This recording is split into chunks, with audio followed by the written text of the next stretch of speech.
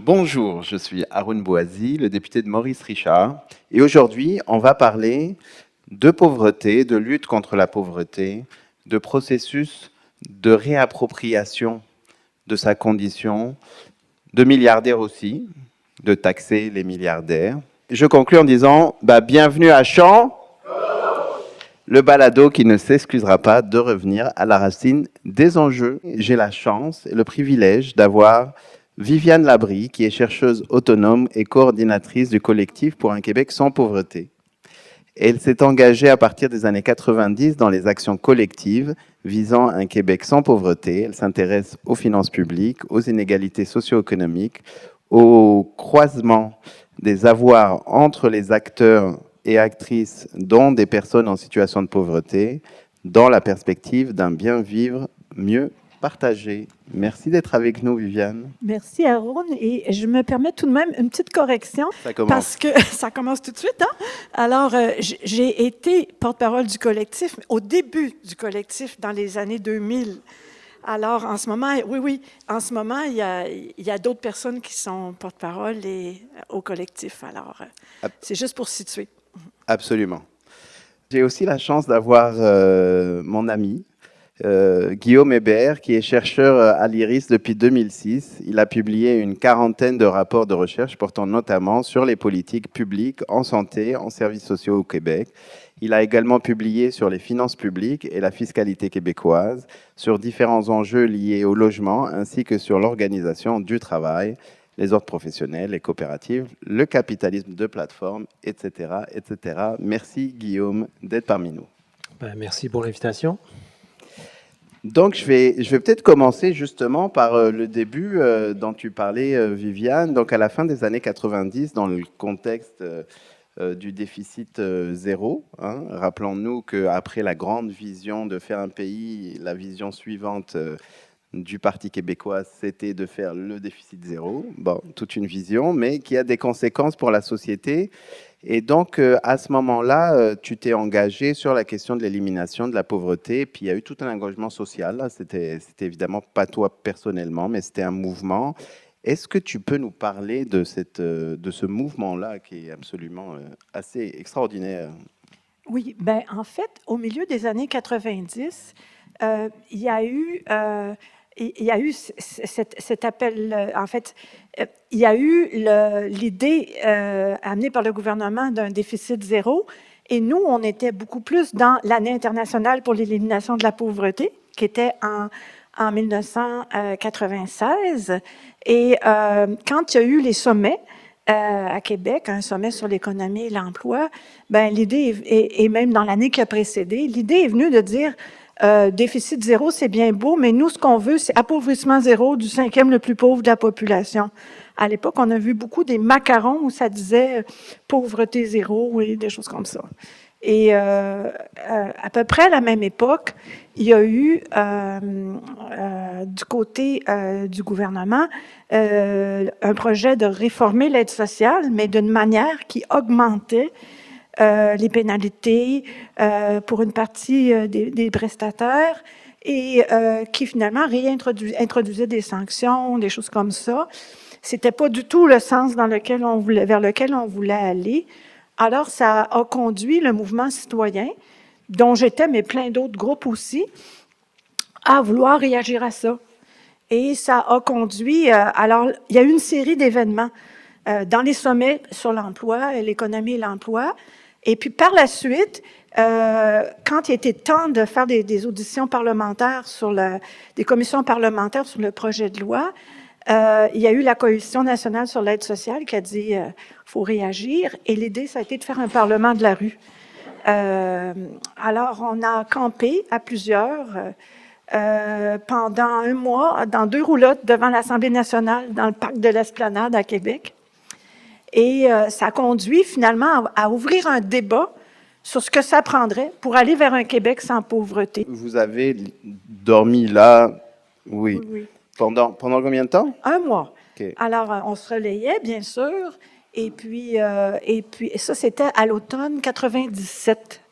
Et il y avait plusieurs groupes, et des groupes sont venus faire chacun leur journée, et ainsi de suite. Il y avait des actions achalantes à l'Assemblée nationale, on les avait appelées comme ça. Il y avait un communiqué de presse par jour et surtout une présence de personnes qui vivaient la pauvreté sur place. Et l'idée était de dire, avant de faire un déficit zéro ou des trucs comme ça, on est dans l'année internationale, on a été dans l'année internationale sur l'élimination de la pauvreté. Qu'est-ce qu'on fait comme société pour se rapprocher d'un objectif? Puis on a viré ça un peu de bord en parlant de la visée d'un Québec sans pauvreté. Alors, et est arrivée dans ça l'idée d'une loi qui pourrait viser un Québec sans pauvreté à l'intérieur de 10 ans. Alors ça, il y a eu comme plein de gens qui sont venus pour en parler. Puis une fois que le Parlement de la rue a été terminé, on a mis en place à plusieurs groupes, plusieurs regroupements québécois, pan-québécois, un collectif pour une loi sur l'élimination de la pauvreté qui a conduit à plein d'assemblées un peu partout pour se dire qu'est-ce qu'on voudrait dans une loi. Je m'arrête ici pour tout de suite. Alors ça, c'était un moment, comment je dirais, c'est devenu clair qu'on ne pourrait pas changer des choses sans une loi qui serait au-dessus de d'autres lois. Et donc, on pensait à une loi cadre et programme à ce moment-là. Et vous l'avez eu? On l'a eu parce qu'on a travaillé fort là-dessus. En fait, ce qui est arrivé, c'est qu'après le Parlement de la rue, les organisations qui trouvaient ça intéressant, l'idée d'une telle loi, on s'est mis ensemble. Puis là, on s'est demandé comment on pourrait faire. Puis là, on s'est dit, il faut d'abord l'écrire. On ne demandera pas à d'autres de l'écrire à notre place parce que ça ne sera pas ce qu'on veut. Et puis, on va peut-être pouvoir le voir tout à l'heure. Parce que moi, il y a deux choses qui me frappent là-dedans. J'imagine aujourd'hui les mouvements sociaux se dire, on va adopter une loi cadre contre la pauvreté, puis se dire, c'est une bonne idée, on va essayer de mobiliser la population là-dessus, puis à la fin, on va perdre. Mais au moins, on aura fait de la pédagogie au fur et à mesure qu'on le fait. Mais vous l'avez gagné, vous l'avez réussi. Fait que je trouve que c'est assez incroyable du mouvement communautaire québécois, qui est vraiment, en fait, un gros particularisme de la société québécoise, que vous avez réussi à remporter une loi comme celle-là, qui est comme... C'est plus qu'un symbole, c'est quelque chose qui devrait être un outil beaucoup plus important que la loi sur le déficit zéro. Puis aujourd'hui, la loi sur le déficit zéro, à peu près n'importe qui au Québec la connaît, c'est qu'on l'applique, puis à chaque année qu'on a un budget du Québec, il y a un psychodrame si on a le malheur de faire un déficit dérisoire, alors que cette loi-là, infiniment plus importante dans la vie du monde, personne n'en parle, très peu de gens la connaissent. Alors, moi, je trouve que c'est une histoire assez incroyable. Peu de gens connaissent bien, effectivement, la loi qui a été adoptée et encore moins la proposition de loi citoyenne qui l'a précédée.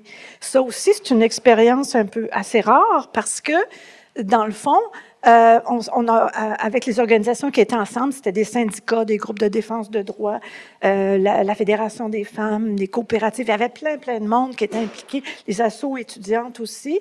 On a lancé une trousse d'animation. Puis là, il y avait comme un brouillon de loi que les gens pouvaient amender, dire ça, c'est une bonne idée, ça, c'est moins une bonne idée, et ainsi de suite. Mais on est parti aussi, comme mettons, on est ensemble aujourd'hui, s'il y avait 10 choses qu'on devrait trouver dans une loi pour un Québec sans pauvreté, ça devrait être quoi, ces 10 choses-là? Alors ça a été compilé, puis ça nous a conduit. Puis là, dans le courant du processus, entre 98 et 2000, il y a un professeur de droit à l'Université Laval qui était présent dans une assemblée où on en parlait. Et puis, à la fin de l'assemblée, j'ai trouvé un petit mot sur ma table, puis c'était marqué « Je suis professeur de droit spécialisé en rédaction des lois, en droit de l'administration publique, des choses comme ça. Est-ce que je pourrais vous aider ou à me rendre utile? » Et cette proposition de loi citoyenne, elle a été rédigée dans les formes complètes d'une vraie loi. Alors, c'était pas mal difficile de passer à côté. D'autant plus qu'il y a une pétition de 315 000 signatures environ. Alors, il n'y avait pas d'Internet pour signer à ce moment-là. Là. C'est quand même quelque chose. Puis avec les personnes qui vivent la pauvreté au centre du processus, ce qui est assez exceptionnel. Oui. Parce que c'était ça où laisser tous ceux qui ne vivent pas, comme moi, à l'Assemblée nationale, mes collègues, écrire la loi pour vous, fait que c'est sûr que c'était un processus important.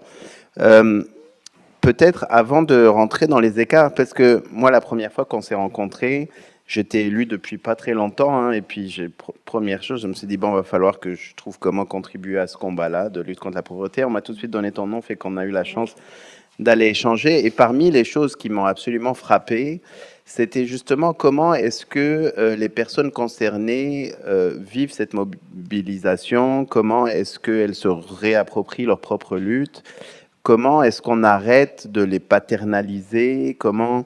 Et tout ceci a été fait dans cette mobilisation. Et parmi les choses qu'il y a eu comme des échanges sur des concepts économiques et où on ne s'est pas interdit de penser l'économie et non pas ni de la subir, mais ni de la faire mansplainer, si je peux me permettre un parallèle avec d'autres oppressions, fait que là, il y a deux concepts dont tu m'avais parlé que j'avais trouvé absolument délicieux, vraiment raffinés, qui sont ressortis de cette intelligence collective. Le premier, c'est par opposition au produit intérieur brut, qui est donc la richesse comme les économies. C'est comme le pire d'ailleurs de tous les métriques, de toutes les métriques sur lesquelles tout se base. Bon, bref, il y a la notion de produit intérieur doux. Est-ce que tu peux nous en parler? Oui, bien en fait, ce qui est arrivé, pour raconter un peu l'histoire, c'est que, en fait, ça s'est passé l'avant-dernière journée du Parlement de la rue, ou la dernière journée, l'avant-dernière journée. C'était Lucien Bouchard qui était le premier ministre à ce moment-là. Il n'était pas venu au Parlement de la rue. Il y avait eu plusieurs parlementaires qui étaient venus. Lui, il n'était pas venu. Et tout d'un coup, qui voit-on arriver? Bernard Landry, qui était ministre des Finances à l'époque, et puis qui est venu avec son équipe dans les roulottes, et puis qui a entamé le dialogue avec les personnes présentes. Alors, on était bien impressionnés et contents de la chose. Puis là, on l'a mis au défi d'entrer en dialogue avec des personnes qui vivaient la pauvreté. Et lui et son ministère. Alors, il a été beau joueur, je dirais, et puis il a accepté. Alors, on s'est trouvé devant la question, comment on fait ça? Et la solution qu'on a trouvée, c'était de réunir un groupe d'une douzaine de personnes qui vivaient la pauvreté à Québec, et puis de se préparer ensemble à une série de rencontres. Alors, j'étais allée négocier ça pendant la crise du verglas au cabinet ici à Montréal. C'était un peu spécial comment ça s'est passé. Et on avait négocié pour qu'il y ait 3 rencontres d'une journée avec les fonctionnaires des finances qui font le budget du Québec. Puis à la suite de ça, des rencontres avec Bernard Landry. Et on avait aussi demandé, en fait, négocié qu'on serait présent au huis clos du budget, où habituellement, il y a toute une élite qui est présente là pour commenter le budget. Puis, bon, dans le fond, il faut s'occuper de nos affaires. Alors, dans l'hiver qui a suivi, ce petit groupe-là, on s'est réunis à quelques-uns à peu près une fois par semaine pour se préparer au dialogue qui s'en venait. On devait poser nos questions aux gens des finances, puis eux autres devaient nous poser des questions.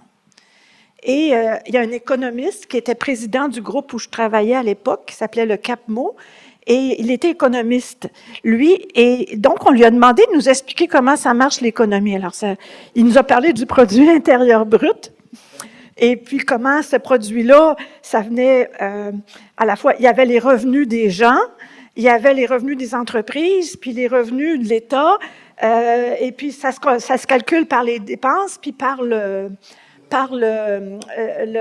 revenus, c'est ça. Alors, cette salle est bien informée. Et puis, dans le fond, c'est on pourrait dire un peu comme notre taux d'argent de l'année, si on veut. Alors, puis là, les gens ont dit, comme ça, nous autres, nos revenus à l'aide sociale, ils sont comptés comme parmi les revenus qui font le produit intérieur brut. Et la réponse de notre ami économiste a été plutôt de dire, en fait, ils sont plutôt comptés comme des dépenses. Et là, les gens ont dit, c'est donc bien brutal, le produit intérieur brut. Il faudrait inventer le produit intérieur doux. Et là, on s'est demandé, c'est comme ça qu'on a travaillé. Ça serait quoi, on dit ça, ce mot-là, mais ça serait quoi le produit intérieur doux? Puis la réponse qui est venue dans le groupe, c'était quand on produit de la richesse sans que ça passe par de l'argent. Alors, c'est quand même intéressant. Imaginez 2 services, puis dans un cas, en fait, ça peut passer aussi par l'argent, mais c'est la différence dans la qualité d'être et tout ça. Puis bon, là, les gens, ils disaient, ça nous a amené toute une réflexion sur la richesse. dans le fond, puis comment on produit la richesse dans notre société. Puis là, on avait regardé du côté des revenus. Je vais me permettre d'aller au bout de cette petite histoire-là. Puis là, les gens avaient bien compris qu'il y avait les dépenses aussi. Puis là, quelqu'un dit, si on invente le produit intérieur doux, il faudrait bien inventer aussi la dépense intérieure dure. Alors, et là, on s'est demandé, mais ça serait quoi la dépense intérieure dure? Puis là, la réponse qui est venue, c'est à chaque fois qu'on prend dans notre espérance de vie, ou notre espérance de vie en santé, parce que l'argent n'est pas là pour fonctionner. Et mine de rien, là, tout d'un coup, là, ça changeait la façon d'aborder les finances publiques. Ça changeait bien des choses. On a dit ça aux fonctionnaires et on y reviendra peut-être tantôt, là, je ne vais pas parler trop longtemps d'un coup. Tout de même, ces concepts-là sont venus au monde comme ça, dans une réflexion avec des gens qui vivaient la pauvreté puis qui pouvaient voir avec un angle que d'autres n'ont pas une réalité. Et puis, on s'est mis à parler de la richesse aussi, qui est plus que l'argent. Et on y reviendra tantôt peut-être. Absolument. Donc, le produit intérieur, d'où tout ce qui a de la valeur, mais pas spécialement de monétaire. Et les dépenses intérieures dures, c'est quand on dépense de son corps parce qu'on n'a pas assez d'argent. Et donc, alors, parlons donc d'écart de richesse, cher Guillaume. Je t'avoue, quand j'étais élu au début, j'ai essayé de trouver des métriques qui me permettaient de voir que les écarts de richesse augmentaient au Québec. J'étais un peu frappé. C'était beaucoup plus compliqué que prévu, mais malheureusement, je dirais, depuis mon élection et aujourd'hui, les écarts de richesse explosent en fait. Mais est-ce que d'abord, c'est quoi une personne qui vit de la pauvreté, une personne qui est riche? Ouais. À l'IRIS, on fait pas tellement l'exercice de dire qu'est-ce qu'un riche. On l'a jamais fait, on l'a jamais défini. Il faudrait peut-être un jour le faire. On sait, il y a des différentes façons de définir ce que c'est la classe moyenne, souvent par un calcul relatif aux autres en quelque sorte. Mais on s'est jamais arrêté à faire ça. On s'est plus intéressé à montrer quand les écarts augmentent, puis à faire des propositions sur qu'est-ce qu'on pourrait faire pour atténuer après ça ces écarts-là. Mais effectivement, une des surprises qu'on a quand on s'intéresse aux inégalités, parce que ce qui est indéniable, c'est depuis les années 80, partout dans le monde occidental en tout cas, il y a une augmentation des inégalités. Depuis qu'on est rentré dans la phase qu'on appelle néolibérale ou parfois hyper-capitaliste, là, j'aime mieux le nommer comme ça pour ma part, depuis qu'on a eu cette immense transformation de notre économie à partir de 1980 à peu près, on a une tendance à concentrer la richesse vers les plus riches. Donc, ça prend différentes formes, ça va à différentes vitesses, c'est plus ou moins violent en fonction de quelle société on se place. Et ce qu'on s'aperçoit, c'est qu'au Québec, oui, il y a eu une augmentation des années 80-90. Dans les années 2000-2010, effectivement, c'est moins clair, la concentration des revenus chez les plus riches. En tout cas, surtout si on regarde après la redistribution de l'impôt, là, il y a une espèce de stabilité qui peut prendre par surprise quand on sait à quel point les impôts, les inégalités, c'est une des caractéristiques de notre civilisation maintenant. Cela dit, si on regarde le patrimoine, c'est là le mérite beaucoup du fameux Thomas Piketty, que je sais que tu aimes beaucoup, l'économiste français, ça a été beaucoup sa contribution, en fait, quand il est devenu populaire, puis il est devenu une vedette internationale, là, à peu près au milieu des années 2010, et sa contribution, ça disait, si on veut un portrait plus intéressant, puis pas mal plus adéquat de l'évolution des inégalités dans nos sociétés, il ne faut pas regarder les revenus, qui peuvent être trompeurs de beaucoup de raisons, de plusieurs manières. Il faut regarder le patrimoine. Donc, non pas les revenus, ce qu'on reçoit dans une année, mais plutôt le patrimoine. Donc, qu'est-ce qui s'accumule, ou c'est quoi la richesse accumulée, ce qu'on pourrait appeler aussi l'actif net. Et là, effectivement, on voit des augmentations qui sont considérables.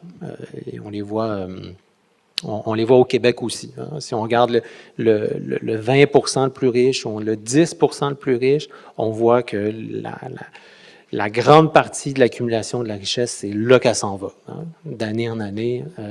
Donc oui, on peut montrer une augmentation des inégalités, particulièrement de cette façon-là. Donc, je me permets de sursimplifier. Le patrimoine, en gros, c'est tout ce qui nous appartient, donc une voiture, une maison, des actions en bourse, une compagnie, etc., moins toutes les dettes quand tu parles du patrimoine net.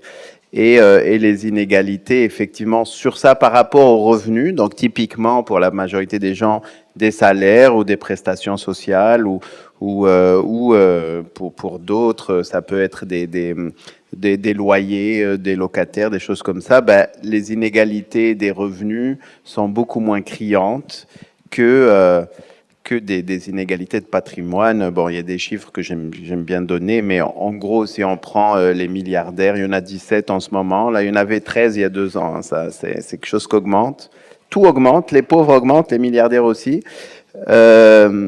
Ont autant de patrimoine que, en gros, les 2 premiers quintiles, donc à peu près 3 millions de Québécois. Donc on a 17 personnes. Bon, une des raisons, c'est que le premier quintile, ben, il a principalement des dettes, hein, il a très peu de patrimoine, fait que c'est des gens qui n'ont rien en fait comme patrimoine, fait que c'est sûr qu'accumuler 0, c'est comme... Mais ça donne quand même une idée absolument terrifiante. Et puis même si on sort des milliardaires, dans les 20%, je te vois dire oui, je veux bien te laisser, voilà, tu sors ta liste de chiffres, de nombres. Oui, ben je les avais préparés parce que ça montre quand même chez le 20% le plus riche. Donc, ce qu'on a eu, c'est quand même une augmentation qui est passée de... En 99 et 2023, donc la richesse médiane, là, il n'y a pas exactement de moyenne, là, mais que ça ressemble. Donc, la richesse médiane du premier quintile, donc les 20% des ménages les mieux nantis, est passée de 818 000 $ à 1,8 million de dollars. Et ça, c'est en prenant en considération l'inflation. Donc, hein, si on élimine l'effet de l'inflation, okay, les gens qui sont dans le 20% le mieux nanti, donc une personne sur 5 à peu près, en fait, c'est les ménages, un ménage sur 5. Ils ont quand même une richesse accumulée, hein, donc on déduit les dettes, merci de l'avoir dit, une fois les dettes déduites, c'était 800 000 $, maintenant c'est 1,8 million. Hein. Donc, il y a une accumulation, et ça, c'est pas à cause de l'inflation. L'inflation a été retirée de ce calcul-là. Et donc, ça, c'est la médiane. Hein, donc, il y en a donc la moitié de ce groupe-là pour qui les sommes sont beaucoup plus importantes. Ouais. Et donc... si je peux me permettre, vas-y. Ben, je ne sais pas si c'est le moment de l'amener. Je ne laisserai pas le revenu complètement de côté, au contraire, parce que, et on le voit, l'effet aussi de l'augmentation de ce côté-là. Au Québec, au Canada, il faut regarder, c'est que le revenu, c'est avec ça qu'on fonctionne pour vivre dans une année. Et puis, c'est sûr que le patrimoine, je dirais, c'est un peu comme un coussin, si on peut dire. Ça donne une base. N'empêche qu'il faut s'assurer à tous les ans d'avoir ce qu'il faut pour vivre pendant l'année. On a fait un travail, quand j'étais au Collectif pour un Québec sans pauvreté, avec un autre groupe de personnes, bien, une partie de ceux qui étaient dans le carrefour sur les finances publiques, sur la couverture des besoins de base, des besoins essentiels. Puis à un moment donné, on parlait de l'échelle sociale, puis les gens ont dit c'est plus qu'une échelle sociale, c'est plutôt comme si notre société, il y avait un palier, puis il y a un escalateur qui monte au bout du palier pour ceux qui ont plus, puis en bas, c'est comme si un escalier roulant qui descend. Puis les gens, ça, je me rappelle très bien, c'était en 2003 que c'est arrivé, il y a des gens qui ont dit, les gens qui montent, ils pensent que c'est à cause de leur mérite, mais en fait, l'escalier monte avec eux autres. C'est ton histoire d'intérêt. Et puis, en bas, bien là, ils nous disent qu'on n'avance pas dans la vie et tout ça, mais nous autres, on essaye de monter un escalier qui descend. Alors, quelque part, notre société, ces règles du jeu provoquent des inégalités qui se traduisent en différence de patrimoine, qui se traduisent en différence de revenus aussi. Puis là, ben, j'aurais envie de... Je vais aller un petit peu plus loin là-dedans pour donner des ordres de grandeur, parce que je pense qu'on a comme besoin d'ordres de grandeur dans notre société. L'histoire de la dépense intérieure dure, c'est resté dans les idées. Puis en 2015, avec Simon Tremblay-Pepin, qui était à l'IRIS, on a regardé si on pourrait évaluer qu'est-ce qui manque pour couvrir les besoins de base au Québec. Puis en même temps, on s'est dit, tant qu'à faire, on va regarder tout le monde par rapport à un seuil. Alors au Québec, depuis Donc, qu'on a une... avant que tu avances, besoin de base, donc c'est avant tout logement, nourriture, Oui. habillement, transport. C'est Vas-y, ça, oui, continue. c'est ça. Alors, au Canada, il y a une mesure qui sert à suivre, à se dire combien, c'est quoi un seuil pour couvrir ses besoins de base à partir d'un panier de consommation. Ça s'appelle la mesure du panier de consommation.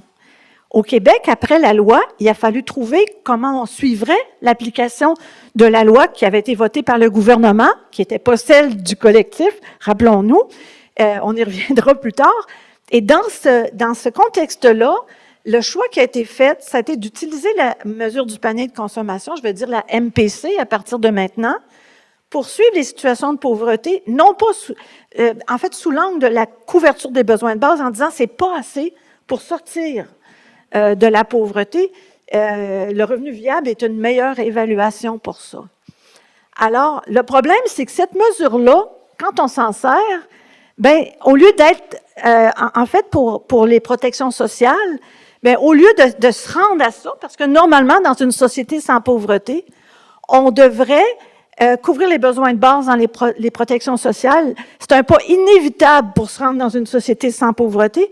Puis l'autre pas inévitable, c'est que le salaire minimum fasse sortir de la pauvreté, si on veut. Alors donc, on a regardé, on s'est dit, si on regarde juste ceux qui sont en dessous, ça devient comme un plafond, le seuil en question. Alors que si on regarde toute la société, tout d'un coup, le plafond des plus pauvres, eh bien, c'est le plancher inacceptable de tout le reste de la population. Ça nous a amené à aller regarder les revenus au Québec sous cet angle-là. Et qu'est-ce qu'on a découvert peu à peu?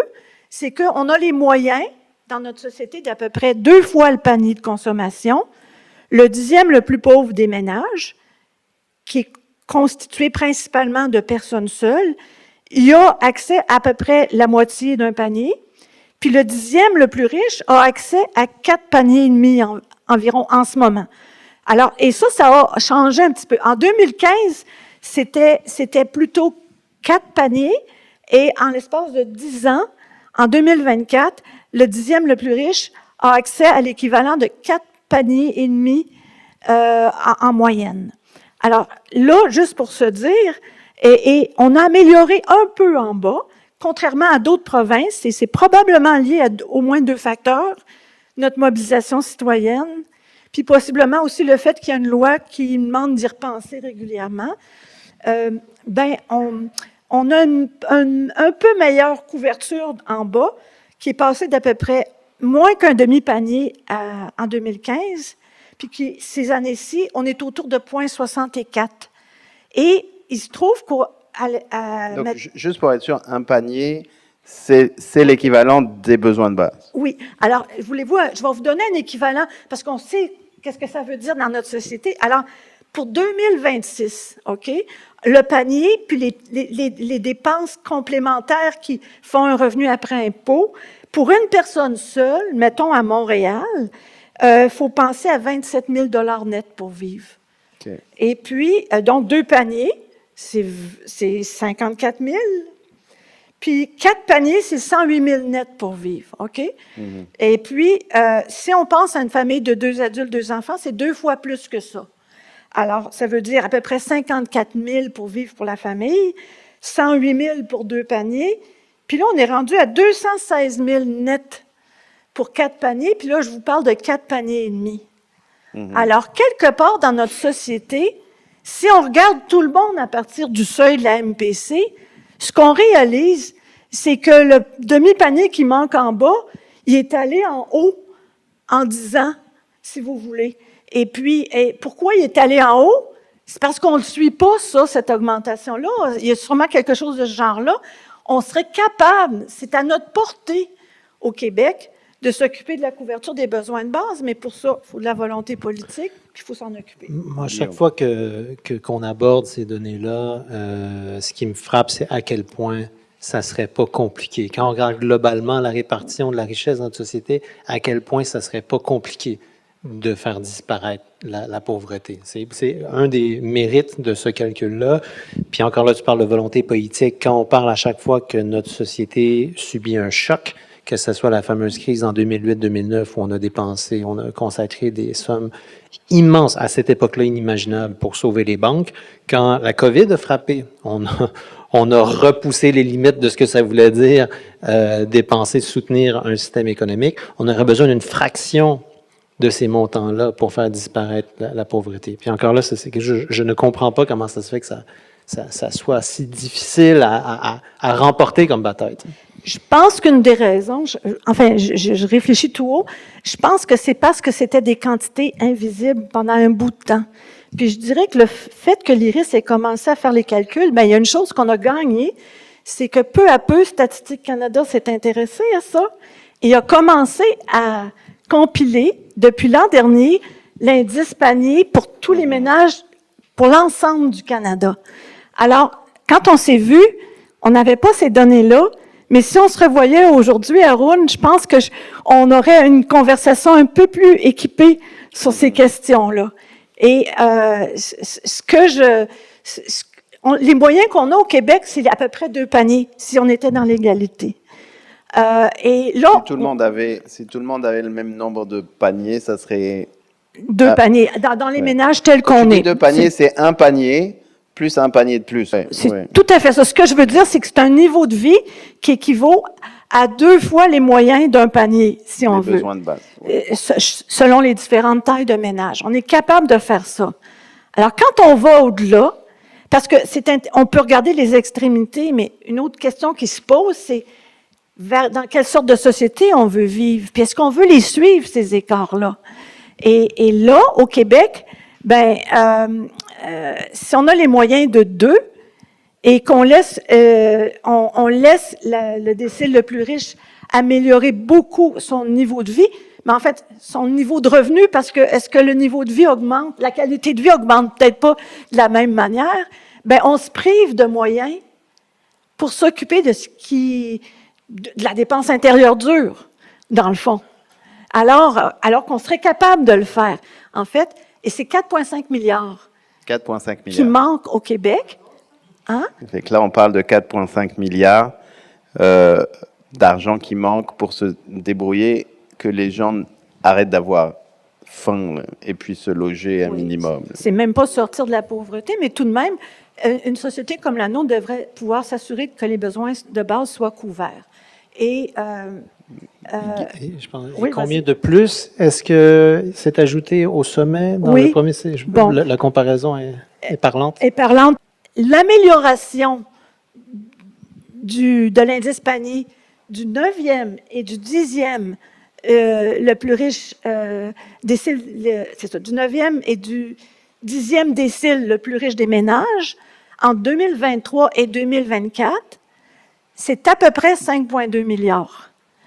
Alors, autrement dit, une fluctuation qui pourrait bouger un peu d'une année à l'autre contient ce qui manque pour un an, ce qui manque pour que ça se passe mieux en bas.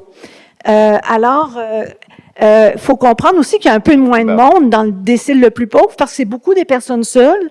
Dans le décile le plus riche, il y a plus de monde. C'est des ménages. C'est des ménages, c'est ça. Oui, c'est ça. Et autrement dit, oui, on a les moyens. On aurait eu les moyens. Il y a 2 ans, on a fait une baisse d'impôts d'à peu près 2 milliards. C'est de l'argent récurrent qui n'arrive plus. Si cet argent-là avait été mis plutôt dans quelque chose comme un crédit pour la solidarité, c'est à peu près la moitié de ce déficit-là qui pouvait être épongé de façon récurrente. Quand on a les chiffres, on se pose la question pourquoi on ne le fait pas. Mm-hmm. Et je comprends que toi tu dis c'est parce qu'on n'avait pas les chiffres. Bon, permettez-moi d'être cynique un peu, et puis il y a toutes sortes de raisons qui n'ont rien à voir avec le fait que les gens ne sont pas conscients du fait qu'il y ait de la pauvreté, parce qu'on est quand même techniquement conscient du fait que... Et puis avant d'avoir ces chiffres-là, on en avait d'autres qui nous prouvaient qu'il y avait de la pauvreté quand même. Là, c'était pas parfait.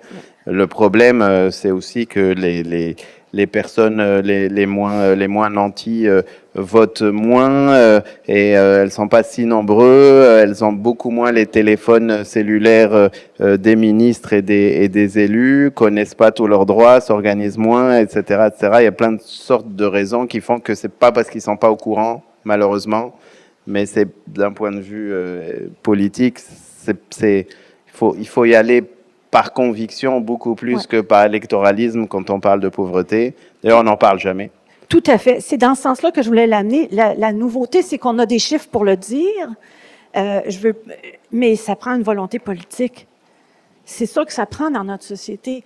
Et comment on construit une volonté politique, comment on construit un débat, si possible, non partisan, pour se demander, ça serait quoi de plus juste milieu? Je pense que c'est une question qui nous est posée en ce moment. Guillaume, le revenu viable, c'est une grande réussite de l'IRIS. À chaque année, maintenant, ça s'est imposé. Franchement, il y a 10 ans, on n'en parlait pas. D'ailleurs, vous avez inventé ça quand? Ben, ça va bientôt faire 10 ans, en fait, qu'on a fait le... Oui, c'est ça. Ouais. Donc, ça fait 10 ans qu'on a commencé à publier le revenu viable. En fait, au début, ça s'appelait le salaire viable. C'était, l'objectif, c'était de calculer, parce que combien est-ce qu'on aurait besoin pour sortir de la pauvreté pour vrai. Parce que, une nuance importante, là, avec ce que j'ai dit, les montants qu'on vient de mentionner, c'est pour combler les besoins de base minimaux pour survivre. C'est pas nécessaire, c'est pas suffisant pour sortir de la pauvreté. Donc là, il y a quelque chose d'un peu plus subjectif, mais la façon dont on procède à l'IRIS, c'est que chaque année, on va prendre les informations qui sont disponibles, mais on va, dans certains cas, aller sur le terrain aussi, aller faire des études, des enquêtes de prix dans certains cas, pour des régions où l'info n'est pas disponible aisément. Et donc, on va calculer pour les grands centres du Québec, combien est-ce que ça prend pour réellement sortir de la pauvreté. Donc, ça suppose aussi une réflexion un peu plus complète que justement le strict minimum pour survivre. Donc, ça implique par exemple, réaliser que dans la vie des gens, il y a un imprévu qui peut arriver. Il y a un frigo qui peut briser. Ben, il y a forcément des choses comme ça qui nous tombent comme ça dans la vie. Il faut avoir ce minimum-là pour être capable de gérer. Donc, il y a un ensemble de choses qu'on met là-dedans. Mais, Viviane, tu y as travaillé beaucoup. Donc, je ne sais pas toi, comment tu formulerais, comment tu le définirais? Bien, disons, le revenu viable, je le vois effectivement. Quand en 2009, le Centre d'études sur la pauvreté et l'exclusion qui devait aider, en fait, donner des mesures pour guider le travail vers un Québec sans pauvreté, a choisi la mesure du panier de consommation, il a laissé cet espace-là libre. Ce qui est merveilleux du travail de l'IRIS, c'est que c'est venu occuper l'idée de si la MPC permet de suivre les situations sous l'angle de la couverture des besoins de base, quel indicateur nous permettrait de le suivre sous l'angle d'une vie exempte de pauvreté? Ça comprend aussi se donner des vacances, ça comprend un peu d'épargne, des choses comme ça, pouvoir suivre des études. Oui. Le revenu viable par rapport à la mesure du panier de consommation, ce qu'on constate avec le temps, c'est quelque chose comme 1,3, 1,4 panier de la MPC. C'est intéressant parce que ça nous donne, autrement dit, la possibilité de comparer deux niveaux dans notre société. Et c'est un niveau qui, logiquement, devrait servir pour quelqu'un qui travaille à plein temps, devrait pouvoir être exempt de pauvreté. Ça donne une indication de ce qui est avisé. À Montréal, cette année, c'est autour de 41 000, quand même, comme montant pour une personne seule. Et donc, oui, à chaque année, quand on publie nos calculs, c'est un événement médiatique. Ouais. Là, on a au-dessus de 30 entrevues à chaque fois. Et c'est drôle parce qu'il y a une couple d'années, les premières fois qu'on sortait ce chiffre-là, les gens disaient ben, c'est pas réaliste, c'est trop. Ça s'est inversé maintenant. Donc, quand les gens voient les calculs, là, ils écrivent, ils réagissent aux nouvelles en disant ben, voyons donc, c'est ben trop bas, personne ne peut vivre avec ça. Mais ça fait beaucoup réagir à chaque année. Donc à Montréal, c'est 41 000, fait que si mes calculs sont bons, c'est 20,50 $ de l'heure à temps plein. Et donc largement au-dessus des 16 pièces et quelques du salaire minimum. On a parlé de plein de paliers là, mais bon, on a parlé des besoins de base, on a parlé du revenu viable, et puis évidemment il y a toutes sortes de choses qui ne permettent pas structurellement de se rendre là. Le salaire minimum en fait partie, mais Guillaume, quand moi j'entends le ministre des Finances, par exemple, me dire à chaque fois que je dis qu'il faut absolument taxer le patrimoine des plus riches, sortir vraiment des phrases avec beaucoup d'assurance, hein, évidemment. C'est les riches qui créent la richesse, c'est grâce à eux qu'on est capable d'avoir des compagnies, c'est eux qui prennent des risques, qui permettent à d'autres, du coup, d'avoir des métiers, des revenus, des salaires. Et donc, cette accumulation de richesse, il faut absolument pas l'arrêter. Il faut juste espérer qu'il y en ait de plus en plus pour pouvoir espérer avoir de plus en plus de salariés à côté. Tu réponds quoi à cette vérité? Ben, ce qui m'a frappé en travaillant sur les impôts dans les dernières années, c'est de voir à quel point ça n'a pas toujours été aussi clair dans, disons, l'opinion publique que c'était le cas, qu'il fallait fonctionner comme ça. Ça, c'est une victoire encore là des politiques néolibérales ou des partisans de cette approche-là où on veut favoriser l'accumulation des riches, l'accumulation de la richesse chez les plus riches ou dans les entreprises, en disant ils vont réinvestir, ça va créer de l'emploi, puis ça va être le fameux trickle-down. Alors, le ruissellement, merci de la richesse. Si elle s'accumule en haut, elle va percoler, elle va profiter à tout le monde. D'un, quand on recule un peu en arrière puis qu'on regarde les taux d'imposition, les taux marginaux d'imposition qu'on avait dans les années 70, par exemple, on avait des taux marginaux qui étaient au-dessus de 90%. Donc, aux États-Unis, c'était encore plus élevé. C'est des choses qu'on a oubliées, on t'a oublié, mais on avait des impôts qui étaient très, très, très élevés pour les gens qui gagnaient des très, très hauts revenus. Ça veut dire que on sait qu'on a différents paliers et puis les pourcentages augmentent en fonction du palier. Dans les paliers les plus hauts, pour chaque dollar que tu gagnes, l'État en reprend 90 cents. Exactement. Aux États-Unis. Aux États-Unis. Oui, d'ailleurs, c'était 95, je crois, 93. Aux États-Unis, c'était encore plus haut, d'ailleurs. C'est ça, quelque part à l'après-guerre, là. Oui. Et oui, c'est très bien reformulé. Merci, parce que cette question-là prête le flanc à beaucoup de démagogie, hein, parce que les gens vont s'imaginer qu'avoir un taux marginal qui est autour de 50%, ça veut dire que l'État va prendre 50% de leurs revenus. On est très, très, très loin de ça. Hein. Donc, le taux marginal, c'est vraiment pour les plus riches, ceux qui gagnent vraiment les revenus les plus élevés. Et donc, quand on avait des taux marginaux comme ceux-là, c'était combiné provincial, fédéral, au-dessus de 90%, à un moment donné, ce que ça veut dire, ce que ça signifie, c'est qu'on considère qu'en société, on a quelque chose qui ressemble à un revenu maximal. C'est-à-dire que rendu au-delà d'un certain montant, c'est bon, c'est correct, t'en as assez pour vivre, le reste, ça va être une contribution à la collectivité. Si on avait ça dans notre régime fiscal, c'était la cristallisation de certaines idées qu'il y avait à l'époque, notre rapport à la société et à la richesse, qui était complètement différent. Donc, il y a eu les réformes néolibérales. Puis là, les ministres qui ont fait ces réformes-là, qui ont diminué le nombre de paliers, qui ont diminué le pourcentage des paliers d'imposition, c'est eux qui amenaient puis qui faisaient du millage sur cette idée que c'est bon, c'est correct si on baisse les impôts parce que ça va devenir davantage, ça va stimuler l'économie, ça va plus de prospérité pour tout le monde. On a eu ça beaucoup. Cela dit, je trouve une consolation aujourd'hui, puis il n'y en a pas beaucoup quand on regarde l'actualité, franchement. S'il y a une chose qui, je pense, est prometteuse, intéressante, c'est que je pense que ça passe beaucoup moins bien, cette idée-là, de ruissellement de la richesse, maintenant qu'il y a 10 ans ou 15 ans. Mm-hmm. Je pense qu'il y a quelque chose qui s'est brisé, probablement autour de 2008-2009. Et depuis ce temps-là, je pense qu'on parle de plus en plus de polarisation politique, on parle de plus en plus d'anti-système, d'anti-establishment, de rejet de l'establishment.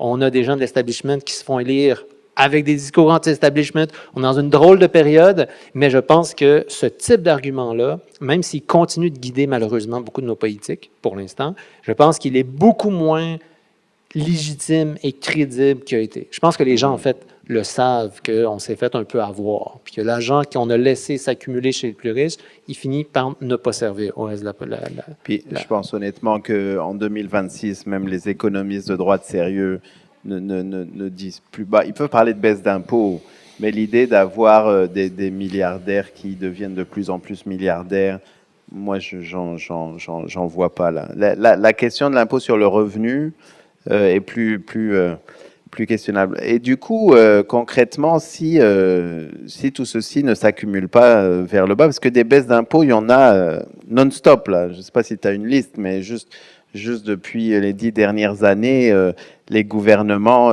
d'ailleurs tous, hein, mais évidemment celui de la CAQ aussi, à travers la taxe scolaire, à travers des baisses d'impôts sur les premiers paliers. Tu en as parlé, qui nous coûtent 1,7, 1,8 milliards par an tous les ans, et puis que plus personne ne remettra. Là. Ça, c'est un trou dans les finances publiques qui disparaîtrait pas. Ben, je veux dire, ils donnent quoi, ces baisses d'impôts aussi Ben, en tout cas, l'infographie qu'on a diffusée qui a eu le plus de succès historiquement à l'IRIS, c'est le fameux cycle de l'austérité. Probablement que tout le monde ici l'a vu passer un moment donné sur les réseaux sociaux. C'est le cycle qui montrait qu'on a un gouvernement qui arrive au pouvoir, qui se fait élire. Il découvre un trou béant dans les finances publiques. Il se dit que malheureusement, il va falloir imposer des politiques d'austérité pour rétablir les finances publiques. Il va couper dans les services, ça va affecter les services. Éventuellement, il va rétablir l'équilibre, hein, puis pendant aller chercher de l'argent chez les plus riches, toujours en coupant dans les services. À un moment donné, il y a un équilibre qui se refait, juste à temps pour les prochaines élections, où là, il va promettre des nouvelles baisses d'impôts. Et il va probablement en accorder pour se faire réélire. Et là, on recommence le cycle. Donc, ce petit dessin qu'on avait fait, assez anodin, avait été extrêmement populaire à un moment donné sur les réseaux sociaux. Dans les travaux qu'on a fait dans les dernières années, ben là, on est capable de chiffrer ce que ça a voulu dire, faire le tour de ce cycle-là depuis je ne sais pas combien de fois, depuis le tournant des années 2000 à peu près. Si on prenait aujourd'hui la structure d'impôt qu'on avait en 1998, donc avant qu'on commence à baisser, avant le début de ces baisses d'impôts répétées, si on prenait la structure d'impôt de 98 et on l'appliquait à 2025, évidemment en indexant les montants et tout, là, pour les ajuster pour l'époque, ben on aurait 12 milliards de revenus de plus, juste par l'impôt sur le revenu, là, parce que là, on a coupé ailleurs, la taxe scolaire, d'autres affaires qu'on a coupées, là, mais juste sur l'impôt sur le revenu, l'équivalent d'avoir fait le tour de ce cycle-là, on pourrait dire que c'est donc 12 milliards de dollars dont on se prive et dont on pourrait faire un très bon usage à l'époque. Puis ici, on fait juste revenir à nos besoins de base. Tantôt, là, on le couvre presque 3 fois avec ça, les besoins qu'on aurait pour assurer le minimum. Là, 12 milliards tous les ans. Tous les ans. Oui. Ça veut dire que la CAQ pourrait même avoir son 3e lien. Peut-être qu'il y a des dépenses qui augmentent plus la richesse que celle-là. J'aurais envie de dire que les nouveaux chiffres de Statistique Canada ajoutent, c'est comme un moteur à 2 temps. Hein, il y a ceci, puis après ça, il y a cela, puis bon, ça s'enchaîne. J'ajouterais à ça la comparaison avec l'Ontario et l'Alberta, parce que quelque part, on a beaucoup entendu ça ces dernières années. Et les chiffres qu'on a sur les indices paniers, maintenant qu'on les a pour toutes les provinces, nous, on l'avait fait seulement pour le Québec, quand on l'avait fait à l'IRIS. Ce que ça nous montre, c'est qu'il faut bien réfléchir si on veut prendre l'Ontario comme modèle. Parce qu'on nous dit qu'on est plus pauvre que l'Ontario. Mais quand on regarde les indices paniers de l'ensemble du Canada, avec, c'est quoi l'indice panier du décile le plus riche, du décile le plus pauvre et des moyens? Bon, le Canada, grosso modo, à peu près les moyens de 2 paniers, mais ça change l'écart entre les deux d'une province à l'autre. Alors, le Québec, finalement, avec son 4,5 panier, il couvre quand même un petit peu mieux pour le décile le plus riche. Il couvre quand même un peu mieux les besoins de base. Pour le décile le plus pauvre, on est à 0,64 cette année, ce qui est pas. Il y a encore énormément de chemin à faire. Par contre, si on compare l'Ontario avec l'Ontario cette année, en 2024, a passé la barre du 5 paniers pour le décile le plus riche, tout comme l'Alberta. Par contre, eux, après la pandémie, ils sont descendus en dessous d'un panier dans la couverture du décile le plus pauvre. Alors, ce que ça veut dire, c'est que ça nous pose une question. Est-ce qu'on est prêt à une société qui augmente les écarts pour faciliter une certaine forme d'enrichissement, ou si on est plus riche de moins d'écarts? Mm-hmm. C'est une question quand même, c'est quoi la richesse là-dedans? Et donc, parce que la réponse facile pas à ta question, mais en gros, aux conversations dont on parle, si on dit, bon, on en prend aux plus riches, on en donne aux plus pauvres, est-ce que ça suffit, en fait? Parce que quand on parle, parce que c'est sûr que ça fait partie de la solution, là, ceci étant dit. Bon, quand on parle qu'il faut trouver 4 milliards pour que tous les besoins de base, 3 milliards et demi pour que tous les besoins de base soient comblés, c'est juste scandaleux. Je veux dire, le budget du Québec, c'est plus de 150 milliards. C'est scandaleux qu'on ne soit pas capable de trouver 3 milliards pour que les besoins de base soient bon. Mais au-delà de ça, et puis aussi, qu'est-ce que la richesse? Parce que tu parles de l'Ontario, il y a aussi tous les services publics qui peuvent être offerts. Bon, on peut aussi comparer avec les États-Unis. Je te vois, Guillaume, dire oui de la tête. Là, je te laisse rebondir si tu veux. Et puis ensuite, on passera à la vision de société, en fait. C'est quoi une société sans pauvreté, quoi? Oui, ben, j'avais juste dit qu'il y a beaucoup de comparaisons fallacieuses qui se fait avec l'Ontario, là, parce que Viviane a raison, c'était une obsession du gouvernement, là, de toujours nous comparer, puis on a justifié la première baisse d'impôt du dernier mandat de la CAQ. La dernière baisse d'impôt, il l'avait beaucoup justifié en disant, bon, là, on se compare au palier de la classe moyenne, entre guillemets, ontarienne, puis là, ça va être plus cohérent.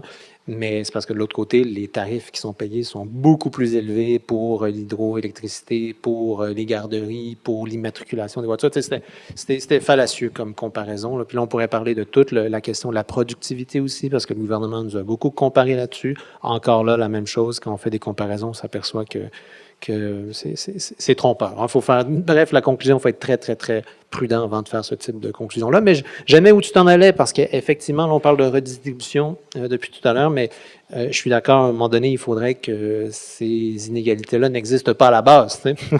Fait que je suis tout à fait d'accord. On parle beaucoup de redistribution par la fiscalité, mais si on avait tout simplement, ça devient plus compliqué, mais si on avait des inégalités sur le marché qui étaient moins élevées, donc si on avait des salaires qui étaient plus élevés, si on rémunérait mieux le travail, les travailleurs et les travailleuses, qu'on en concentrait moins chez les plus riches, c'est ça. À un moment donné, c'est aussi ces questions-là en arrière, donc il va falloir se poser pour avoir un plan de match plus complet, là, ça c'est sûr. Oui. Alors, dans le fond, ça vient à dire, ça suffit pas de penser. L'idée n'est pas de prendre aux très, très plus riches seulement pour donner aux très, très plus pauvres, mais plutôt de se poser comme question, comme société, ça serait quoi de plus juste milieu, puis c'est quoi notre degré de tolérance aux inégalités? Est-ce qu'on accepterait de se placer entre des planchers et des plafonds qui sont soutenables? Puis j'aurais envie de dire aussi au plan écologique, par exemple, on est une société où on a chaud puis on a froid. On le sait très bien qu'on ne survit pas au-delà d'une certaine chaleur et puis qu'on ne survit pas en dessous aussi d'un certain degré. Alors, c'est quoi la température correcte pour une société? C'est quoi les écarts possibles pour rester dans une qualité de vie partagée comme société? Moi, j'aime beaucoup l'idée de dire qu'est-ce qui nous amène à un bien-vivre mieux partagé? Parce qu'il y a quelque chose de gagnant-gagnant là-dedans. Puis on est capable d'avoir cette discussion-là. Ben, à part avec ceux qui vont perdre beaucoup d'argent. Hein. Bon, ils ne sont pas obligés de faire partir de la conversation, juste leur argent. Moi, je suis ouvert avec l'idée de... J'ai d'ailleurs mis mon T-shirt que Martine Aubry de La France Insoumise m'a offert quand je l'ai... Oui, absolument. On a comme des accords là-dessus. D'ailleurs, à quoi? Parce que tu parlais d'écologie. Moi, j'avais des vieux chiffres. C'est compliqué d'avoir des chiffres là-dessus, mais le 50% le moins entier au Québec, en fait, produit en gros 5 tonnes. En tout cas, les chiffres que j'avais. Je ne sais pas si tu as des chiffres plus précis. Et le 1% était à 100 tonnes, mais je ne sais pas si... On l'a calculé un peu différemment récemment à l'IRIS avec un de mes collègues, Nicolas Vien. Donc, on a essayé de simuler, en prenant toutes les provinces au Canada, en fait, l'impact de la concentration de la richesse. Donc, on a fait des tendances, là. Et la conclusion, c'était que si on augmentait de 1% la part du revenu qui est détenu par les 5% et les 10% les plus riches. Donc, si on augmente leur part du revenu de 1%, c'est l'équivalent ajouté entre 150 000 et 200 000 voitures. Donc, on l'a mesuré en termes d'émissions de GES. Donc, à chaque Non. 1% de plus de revenus, de ce palier-là, c'est 150 000 voitures de plus annuelles. 150 000 à 200 000, oui. Équivalent GES. Exact. Donc, ce que ça montre, ultimement, c'est qu'on peut le mesurer. On peut le montrer à quel point ce type de concentration de la richesse est lié à aussi des sociétés qui émettent plus de GES. On peut dire que les riches ne créent pas spécialement de la richesse, mais par contre, ils polluent. Voilà. Totalement. Non, mais c'est vrai, parce que c'est une vraie question. Est-ce que c'est si utile que ça d'avoir des très riches dans une société? Moi, c'est une vraie question, je pense qu'on a le droit de se poser, d'autant plus que l'argent, c'est pas juste de la pollution, mais c'est aussi du pouvoir. C'est beaucoup de pouvoir. Je veux dire, quand Elon Musk achète Twitter, qu'il a renommé en X, c'est pas du tout un bon deal économique. Mais c'est un pouvoir absolument délirant sur la démocratie et puis sur sa destruction spécialement. Puis même plus largement, quelqu'un qui a 1000 portes ici à Montréal, bah, il a du pouvoir sur 1000 familles. Il est capable de rénovicter, etc. Au-delà du loyer qu'il lui paye tous les mois. Il y a une question de pouvoir qu'il faut absolument se poser comme question. Puis il y a une autre question dans ça. Les finances publiques, est-ce que... En fait, à quoi doivent servir les finances publiques? Est-ce que c'est un instrument des solidarités ou si, quelque part, il y a, comment je dirais, donc, il y a des fuites dans ce système-là parce qu'il y a une forme de taxage exercée par des gens qui ont effectivement un certain pouvoir de cet ordre-là. Puis, oublions pas non plus que, ben, dans ce qu'on est en train de se dire, 1 milliard investi dans le bas de l'échelle des revenus est un investissement beaucoup plus intéressant pour nos finances publiques que de rajouter 1 milliard en haut de cette échelle de revenus-là. Et puis l'empreinte écologique est beaucoup plus élevée. Le milliard en haut de l'échelle a une empreinte écologique beaucoup plus élevée que le milliard en bas, qui en plus a, lui, une utilité sociale. Enfin, on est plus riche quand... À l'époque, on avait dit au ministre des Finances, au début des années 2000, excusez-moi, je recule 30 secondes. Dans la proposition de loi citoyenne, il y avait une chose qui ne s'est pas transposée dans la loi visant à lutter contre la pauvreté et l'exclusion sociale, et c'était ceci. L'amélioration des revenus du cinquième le plus pauvre de la population passe avant l'amélioration des revenus du cinquième le plus riche. Si on avait une règle du jeu comme ça à la place de la main invisible du marché, c'est un peu logique pour administrer des finances publiques de mettre l'argent là où il est le plus utile. On aurait pu régler en quelques années, en une génération, le problème. Ça ne s'est pas transposé dans la loi et ça nous manque en ce moment, je dirais, cet aspect-là. Et pourquoi pas se donner un moyen comme ça? Et est-ce qu'on ne serait pas plus heureux avec moins... Enfin, c'est un peu ça. Est-ce qu'on peut miser sur un enrichissement collectif qui va nous rendre plus heureux collectivement aussi, y compris pour une population qui dans le fond, comment je dirais, donc, je vais le dire autrement, il y a une qualité de vie à avoir une bonne bibliothèque publique, comme on en a une à Québec. Il y a une qualité de vie collective à avoir des transports en commun qui fonctionnent bien. Pourquoi pas aller dans une direction comme ça, où on a plus de convivialité comme société? Quand on demande aux gens une richesse qui compte pour vous, ils parlent rarement d'argent. Ils vont parler de bien d'autres choses que ça. Demandez-le aux gens autour de vous. Est-ce qu'on peut allumer ça? Ce que j'allais dire, c'est, on avait dit au ministre des Finances, une marmite, ça chauffe par le bas. Il parlait de chauffer la marmite de l'économie. À ta question, Arun, sur le pouvoir, je pense que c'est indéniable. Je pense qu'il faut politiser ces questions dans le sens de voir la partie politique là, liée au pouvoir à partir du moment qu'on vit avec des grands écarts de richesse ou des concentrations extrêmes de la richesse comme ça. Puis c'est vrai que c'est bizarre parce que spontanément, je le vois comme ça, mais effectivement, pas beaucoup de gens, c'est des débats fiscaux, des débats comptables qui sont pas nécessairement liés au pouvoir. On évolue, voire on dérive vers des sociétés où ça devient de plus en plus flagrant à quel point on a des gens qui vivent dans des catégories différentes. On l'a par le système aussi de la fiscalité, là, des paradis fiscaux. C'est pas pour les plus riches, pour les grandes fortunes, les paradis fiscaux ou les échappatoires fiscales. C'est pas une espèce d'exception. C'est le cœur du système qui est construit comme ça, auquel on accède à un moment donné quand on a beaucoup d'influence, beaucoup de pouvoir. Je pense, encore, je reviens à 2008-2009, je pense qu'il y a quelque chose qui s'est brisé à ce moment-là. Hein. Dans les années, les gens se sont dit, mais comment ça se fait qu'on sauve les banques? Puis forcément, ça devient... On finit par comprendre que ces gens-là ont une influence absolument démesurée sur les décisions des gouvernements, ou le too big to fail aussi. Là. Éventuellement, quelques années plus tard, le mouvement Occupy Wall Street, je l'ai trouvé extrêmement fort aussi, parce qu'ils ont décidé, quand le gouvernement a fait le choix de sauver les banques comme ils ont fait, en dépit du fait que c'était je les appelle les banquiers sociopathes qui avaient fait à peu près n'importe quoi, qui avaient amené le système directement dans le mur, ils n'ont pas payé pour les dommages qu'ils ont causés. Et les gens, ils sont allés manifester à Wall Street. Je trouvais que le symbole est extrêmement fort. Ils ne sont pas allés devant la Maison-Blanche, ils sont allés vers Wall Street puis dans les places financières, comme si ultimement le vrai pouvoir résidait à cet endroit-là. Donc, je trouve qu'il y a un début de conscience de classe. Puis ça nous amène aussi dans une réflexion vers ce que pourrait être inversement une réponse à donner à tout ça.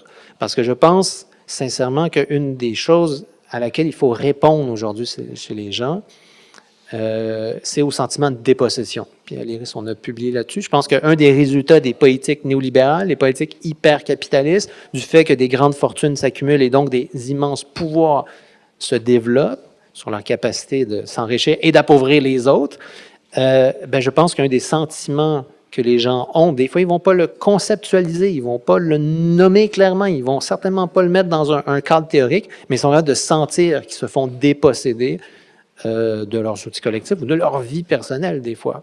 Et ce sentiment de dépossession-là, je pense qu'il explique beaucoup la montée de l'extrême droite, la montée des fascistes, par des démagogues, des leaders politiques irresponsables qui réussissent à désigner les mauvaises causes. Donc, ça nous force quand même à trouver une façon de répondre à ce sentiment de dépossession. Et à mon avis, c'est probablement la question du pouvoir. Donc, redonner du pouvoir dans une sphère où les gens en ont peu, la sphère économique, la sphère du travail. Et donc, c'est pour ça qu'à l'IRIS, on évolue maintenant vers un programme de recherche qui nous amène de plus en plus à parler de démocratisation de l'économie, de planification démocratique, de démocratisation de l'économie, parce que c'est comme un champ où on l'a beaucoup trop abandonné, en fait, dans un système capitaliste, où on abandonne les décisions fondamentales au capital, aux capitalistes et à ces grandes fortunes, avec les résultats maintenant qu'on connaît. Bref, je pense que ça fait partie de la clé, puis c'est autant il faut cette redistribution qu'on peut faire, qu'on doit faire, faut l'exiger, faut la compter, faut la demander, je pense, quand on a les mouvements sociaux. Mais je pense qu'il faut faire aussi le pas suivant de dire, oui, mais ce qui cause ces inégalités-là, c'est pas une aberration momentanée, c'est une configuration de l'économie qui garantit que c'est toujours les mêmes qui gagnent et qui concentrent le plus possible de richesse. Absolument. J'aime beaucoup la question de démocratisation de l'économie et puis la planification, qui est un mot qui a été